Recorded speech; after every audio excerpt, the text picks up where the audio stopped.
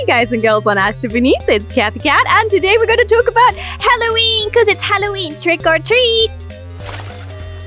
Trick or like! Trick or subscribe! Good! And Halloween, even though it is a Western tradition, is getting more and more popular here in Japan as well. We have no Japanese sweets and treats in the supermarket, and the 100 yen store is full of Halloween decorations, so there is some Halloween spirit in the air. Especially Shibuya Halloween was very, very famous abroad for a lot of people who all dress up in all kinds of cute and quirky cosplay, and sometimes even monsters. Today, we're going to talk about 3 Japan-specific spoopy monsters and what happens when you meet them, what you have to do to survive them, and such, and why they're so spoopy. So, let's go.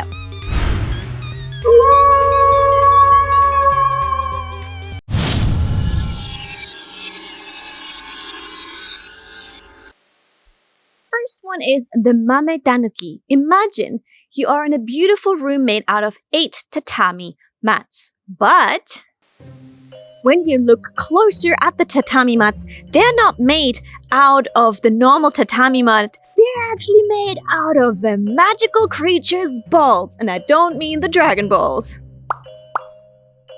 Tanuki is the Japanese raccoon, and the tanuki is actually super popular. You can see a lot of tanuki statues all around Japan, even around Tokyo. A lot of people display the tanuki. The tanuki has some very good meaning. He's there for wealth. He's there for a lot of things, but he also has ability to transform itself into other creatures, even other humans. He's also a bit of a prankster. So why do we find these symbols all around? Well, they're a symbol for wealth. They can talk very well. They also bring in good business. And they also are a symbol of another wealth, of meaning you can have many babies, lots of offspring, because they also have, well, huge balls.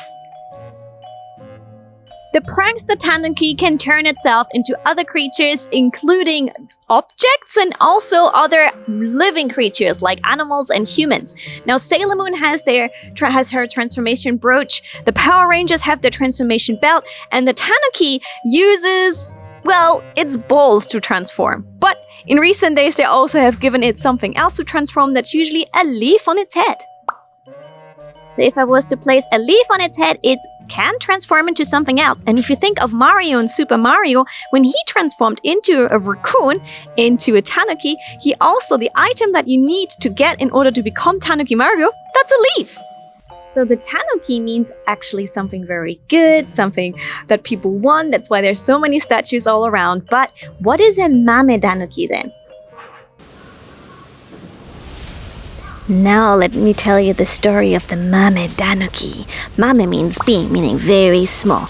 And there was a tanuki that was very small, almost as small as a bean. And there was an evil man who was so cheeky enough to spit on the poor Mame Tanuki. But he regretted what he did. That was very loud. Shall we do this again? But he regretted bitterly what he did later. And due to that, he got cursed by the Mame Tanuki. A few days later, a friend found him sitting in his room. He just sat there, not talking. But when the friend looked close at his skin, there seemed to be something small moving underneath his friend's skin in the size of a bean. It was the Mame Tanuki. So he grabbed his friend, they went and prayed to the tanuki and asked him for forgiveness and even made a little shrine. And so the friend got cured. But the Mame Tanuki is seen as one of the more harmless monsters of Japan. After all, they're quite small, but they still have them huge balls and they can still transform themselves with their balls. Apparently, they can blow them up and stretch them to the size of 8 tatami mats. There's a really weird story here. So usually the Mame Tanuki actually can also shapeshift and change its size. So it can be as small as a bean, but it can also have the normal tanuki size, meaning, size of a dog, medium-sized dog, or even a human. And it can definitely change its size, its shape, all of that. Crazy thing. Now, why did we start this story with the story about the 8 tatami mats? Now, there is a story of a group of samurai who thought they found a posh, rich room. Rich room, 8 tatami mats, that means where the whole clan can sleep together. It means a rich room. And they thought they found such a very, very good room, slept in it, and when they woke up in the next morning, realized that wasn't a real room. It was all an illusion from the balls of the tanuki. That's how it all ties back in, and I think this is the video in which I said bolts the most ever.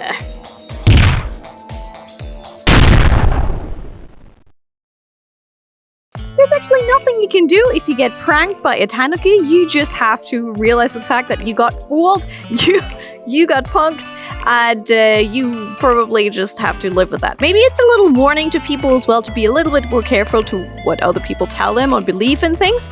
But if you actually have the extreme case and you have it under your skin, make sure you give a prayer to the tanuki so it lets you off the hook.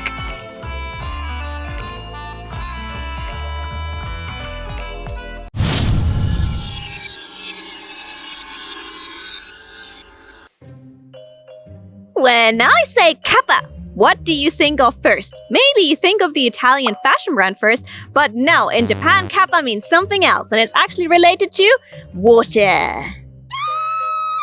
The kappa is an amphibian creature, and let me tell you how it generally looks like. First of all, it's a small statue, almost like a child, kind of small.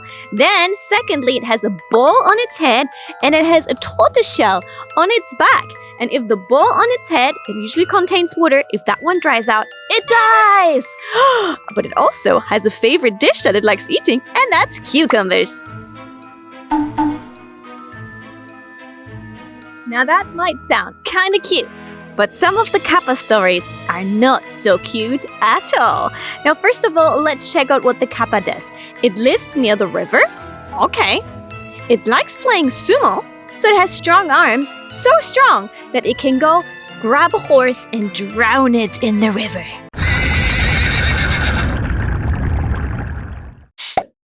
They love cucumbers so much that sometimes they go to humans' cucumber fields and they nick some of their cucumbers. Naughty little creatures. Now, so far, that sounds kind of cute. That sounds like some kind of Teenage Mutant Hero Turtles.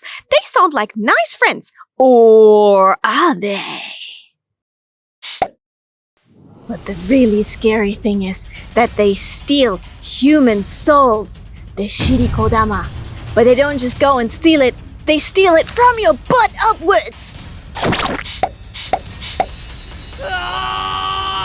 From their butt? That is so bizarre. It's just like, who came up with that? But it is often used as a story that people who come too close to the river, their shirikodama gets taken. Now, on that note, it also functioned as a warning for people not to go too close to the river because the kappa might come and steal their soul from their butt.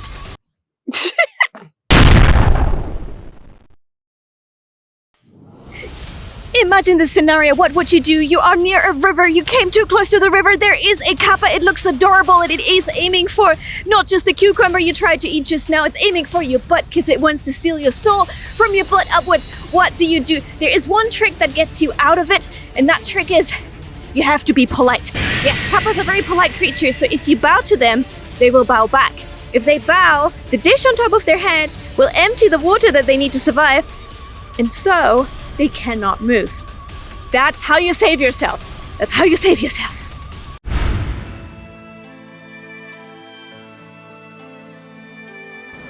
But the kappa is also in some areas seen as a godlike creature, like a spirit or a deity, because they're also there to help people. So for fields, they might help you with the rice, they might catch fish for humans. So depending on where you go in Japan too, they might actually be friendly creatures that help people. So some people have high respect for the kappa. And actually, if you walk around places here, like in Tokyo, you'll often come across a kappa statue here or there.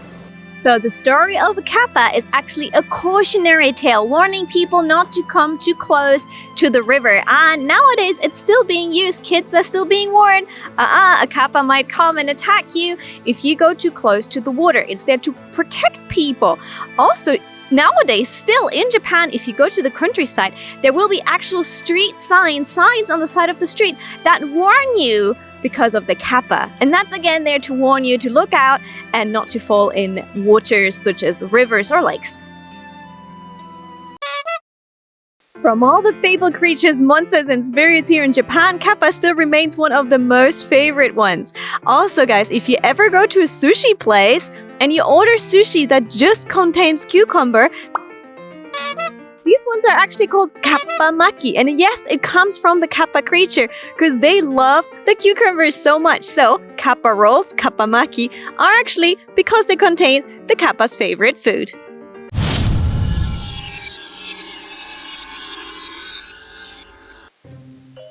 Next creature is the Okuri Inu.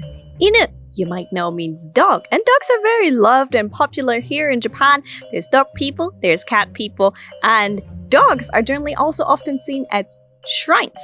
At shrines, they are called komainu, and you can often see them around shrines as well.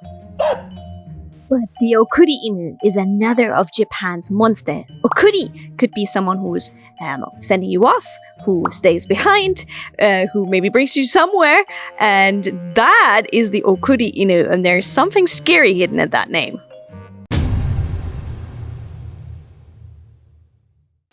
Now, in the old days, Japan's main transportation was by foot. As you know, 73% of Japanese area are generally mountainous, meaning a lot of people had to walk to where they wanted to get, to make it from A to B, a lot of walking, a lot of hiking, and so that became the main means of transport. But sometimes people had to also walk under the moon, meaning in moonlight at night. And that's when the Okuri Inu strikes. Because at night, when you're walking through a forest or a mountainous area, that's when you suddenly realize there's an Okuri Inu behind you. While you're walking, you might still be fine, but one wrong step and you stumble and you fall. And that's when the Okuri Inu sees his chance and attacks and bites you. And Okuri means also to send. He will send you off to death.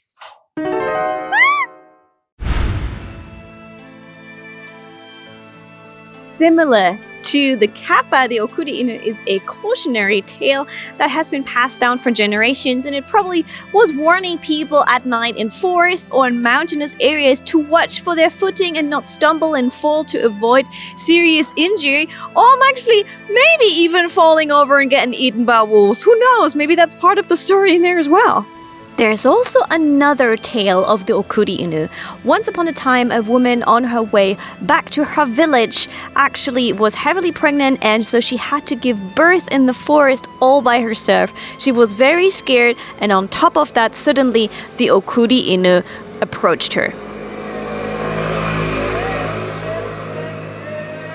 So obviously the woman didn't have a chance to fight back because she was all by herself in the wood, and she said, "Okay, Okuri Inu, I cannot save myself. Have me and have my baby, eat us all up." But they didn't. She surrendered herself to the group of Okuri Inu that had come, and actually they surrounded her, but they didn't harm her. They protected her from the wolves. One of the Okuri Inu left the group, walked all the way over to where the husband was living, grabbed his sleeve and dragged him all the way over, and so the husband and the wife together could make it back safely to the village.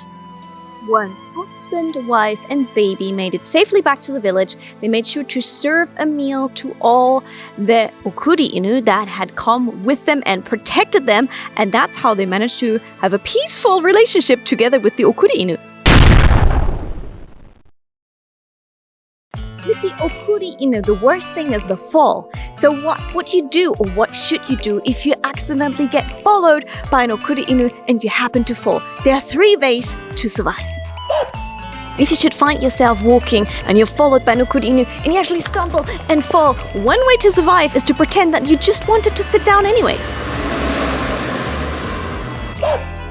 Number 2, if you fall down, just pretend you just wanted to lie down and sleep on the ground. Number 3, you weren't stumbling, you were just trying to pick something up from the floor. So the way to survive the Okuri Inu is to pretend that you were not falling. That's how you survive the Okuri Inu. So if you should encounter an Okuni Inu in the forest and you might make it out alive, then be sure to give them a gift. But most importantly, do not stumble. Or the Okuni Inu will send you to death. Be careful.